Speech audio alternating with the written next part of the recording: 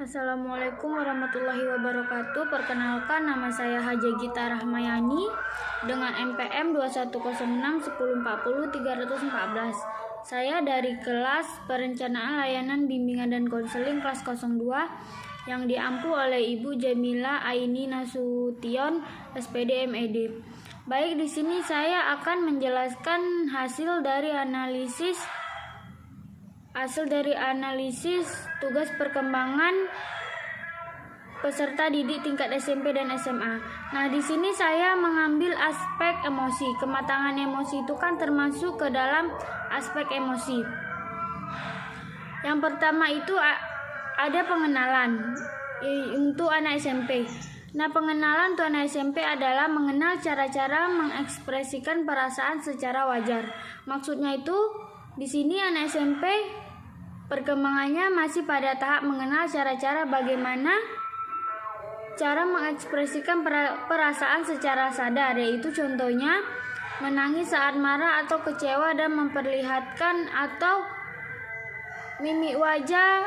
memperlihatkan mimik wajah yang sesuai dengan perasaan. Intinya di sini tuh mereka masih belajar cara-caranya dan mengekspresikan perasaan secara wajar itu perlu.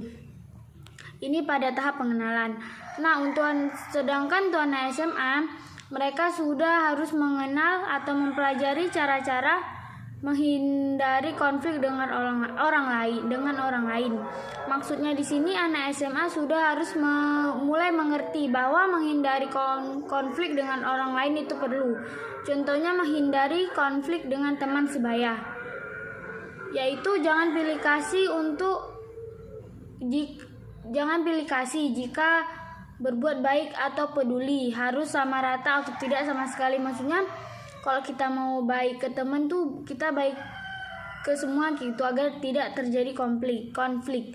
Atau jika ada yang salah, misalkan kayak temannya ada salah, ya dibicarakan baik-baik kayak gitu biar tidak ada konflik di antara mereka. Nah, perbedaannya itu ya, sedangkan di SMP itu mereka masih mengenal cara mengekspresikan perasaan secara sadar. Sedangkan di SMA mereka sudah harus mengenal atau mempelajari cara-cara menghindari konflik. Nah, selanjutnya di sini ada tahap akomodasi. Nah, pada anak SMP atau sekolah menengah pertama itu mereka harus memahami keragaman ekspresi perasaan diri dan orang lain. Maksudnya di sini anak SMP memahami bahwa ekspresi perasaan diri sendiri dan orang lain itu berbeda-beda dan memahami diri. Contohnya ketika lagi ada masalah, sudah pasti ekspresi perasaannya tidak menentu atau ingin menangis, marah atau bad mood.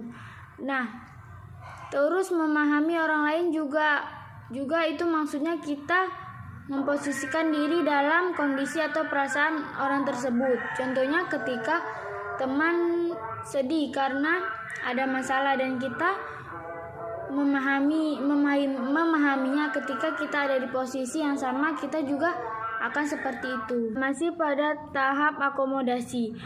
Pada anak SMA, tahap akomodasinya adalah bersikap toleran terhadap ragam ekspresi perasaan diri sendiri dan orang lain. Di sini tuh maksudnya kita menghargai apapun ekspresi perasaan yang ditunjukkan oleh diri sendiri atau orang lain, bahwa hal tersebut wajar dan bukanlah hal yang aneh. Maka dari itu kita harus bersikap toleransi atas dasar apapun yang ditunjukkan oleh ekspresi diri sendiri dan orang lain tanpa harus mengomentarinya segala macam. Nah, selanjutnya yang terakhir adalah tahap tindakan. Ini untuk anak SMP. Pada aspek perkembangan anak SMP, yaitu tindakan pada anak SMP itu mengekspresikan perasaan atas dasar pertimbangan kontekstual, yaitu maksudnya di sini mereka mengungkapkan tindakan, pikiran dan perasaan yang sesuai dengan konteksnya. Ini maksudnya membuat keputusan untuk mengekspresikan perasaan yang benar untuk situasi tertentu.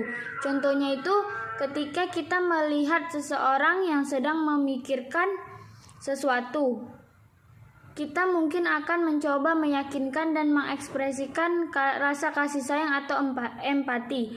Tetapi jika kita mengetahui bahwa orang tersebut berpikir tentang topik yang berat, kita mungkin akan membuat kata-kata lembut atau perhatian untuk memberi dukungan secara tidak langsung.